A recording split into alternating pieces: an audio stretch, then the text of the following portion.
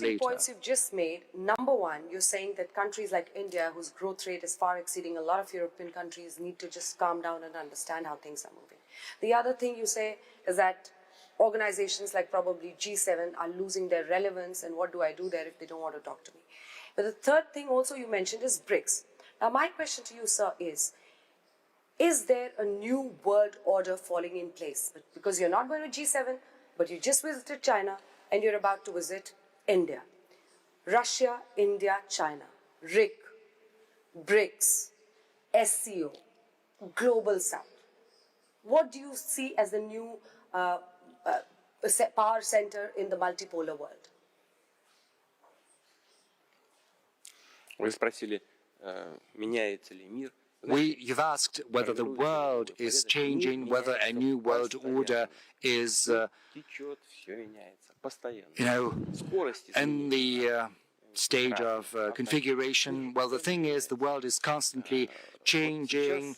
Everything passes, everything changes, but right now the rate of these changes has skyrocketed, and we can feel that, we can see that. I mentioned that before. The thing is, we are witnessing global economic shifts and changes. They are not related to the developments in Ukraine or elsewhere where conflicts are happening. I think we can spend another hour speaking about that. It would give me great pleasure, but unfortunately, your audience, they're going to be bored with our deliberations on the subject. But the fact remains the fact. New centers of development, rapid development, strong development are happening. They are forming in the Global South in particular.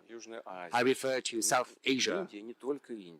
And not just India, but also Indonesia is on the ascendancy. I think it's almost 300 million people, not 1.5 billion as in India, but still this is a rapidly developing country. The same goes for Africa, which is developing rapidly, and this development is going to pick up because there are young people living there, and theirs is the future, and they will seek a higher standard of living. So this is inevitable.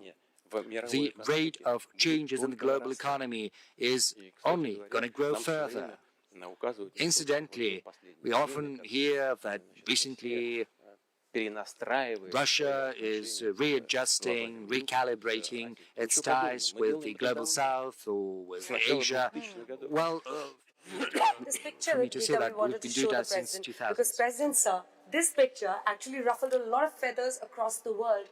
The Russia and the Vladimir China. Putin, Xi Jinping, and Narendra Modi. 3 nation heads together. And people were going all over social media and America. But even if we look at that picture, President Sir, how do you have these alternative blocs, and how can they become a real force if there are fundamental unresolved issues between key member states in that bloc?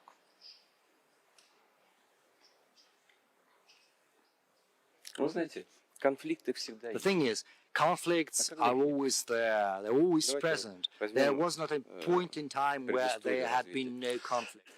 Let's have a look at the background of major regions, major centers of the world.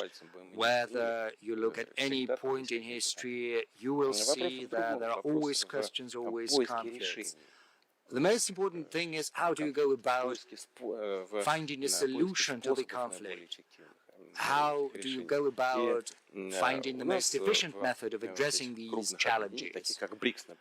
Let's take BRICS and other large associations like the Shanghai Cooperation Organization. And the thing is, within these organizations, we have a common understanding of what brings us together, and that is our values, traditional values, on the basis of which our civilizations have existed for hundreds, if not thousands of years. And based upon these values handed over to us from previous generations. We're trying to advance and move forward, bringing our efforts together rather than trying to repress these opportunities. And when you pull efforts together, then the end result is based on synergy, and it turns out to be unprecedentedly good, unprecedentedly impressive. And this is what we are prioritizing within these associations and organizations. There was not a single time when we got together to find a way of trying to dupe someone or preventing someone's development. Our agenda is always of a positive nature. And I think this is important. Okay, so that's an important answer, but are there alternatives? Because the biggest thing when you have these blocks is how do you make it economically viable? Are we looking at alternative payment systems? Is there going to be a BRICS currency? Or are we looking at alternative payments in terms of national currencies? Rupee, ruble. Moving towards de-dollarization, basically. Вы знаете, никуда не надо спешить. Well, there is no need for haste. И тогда не будешь совершать каких-то грубых ошибок. If there is no hurry, then you will avoid many grave mistakes. Let's have a look at Europe. They created the euro system and they involved in that eurozone several countries that were economically unprepared for a single currency. Hence, problems with regulating a number of issues related to the social system. You cannot simply work with the national currency because there is one single currency, hence problems with the budget. We do not have this goal of building the single currency in BRICS at this stage and point. This has to be done very carefully, prudently. Надо шире использовать возможности нового банка развития БРИКС. Так? Вот мы, например, предлагаем создать новую инвестиционную платформу с использованием электронных расчетов для того, чтобы, с минимальным капиталом, там, $100 миллиардов для начала, но для того, чтобы создать условия для совместных инвестиций и в нашей экономике, и в экономике развивающегося глобального юга.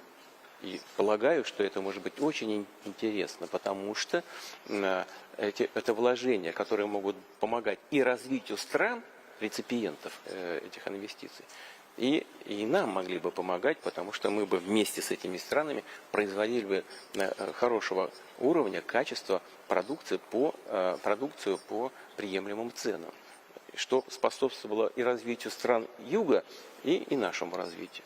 И инструментов таких расчетов может быть все больше и больше. Современные средства электронные деньги, современные средства платежа электронные, они существуют и очень быстрыми темпами развиваются. И эта работа не против кого-то. Совсем нет. Это просто совершенствование тех инструментов, которые и так в мире существуют. Вот и все. Они же есть. What is the roadblock in the rupee-ruble payment here then? Здесь нет препятствий. Это вопросы экономического характера. Мы прекрасно понимаем и отдаем себе отчет в том, что у нас есть определенный дисбаланс в торговле. Но, скажем, правительство Индии не вводит ограничения. There are no obstacles here. These are purely economic issues. We fully understand and realize that we do have a certain trade imbalance. However, India's government does not impose restrictions on our mutual trade. Why? Because they need both oil and petroleum products. The Indian government needs to expand its purchases of Russian fertilizers because these are crucial for Indian farmers. And Prime Minister Modi constantly raises this issue. Please increase the volume of deliveries. The issue is entirely different. It's not about rupees, it's about what those rupees can buy, respectively, for our companies. We're also thinking about this, not only the Indian government, but we also do. And we agree that this disparity must be addressed, but not through bans, rather by finding areas beneficial for both sides. Therefore, during my visit and at our initiative, there will be an exhibition showcasing our importers from India. I want to share with you something completely candidly. This was my direct instruction to the government of Russia, which is to consider what else we could purchase from India. We're considering this matter together, including from the perspective of the Russian Federation. Дополнительно могли бы закупать в Индии. Мы думаем над этим, причем с обеих сторон, в том числе и со стороны Российской Федерации. That's an incredible move if it goes forward.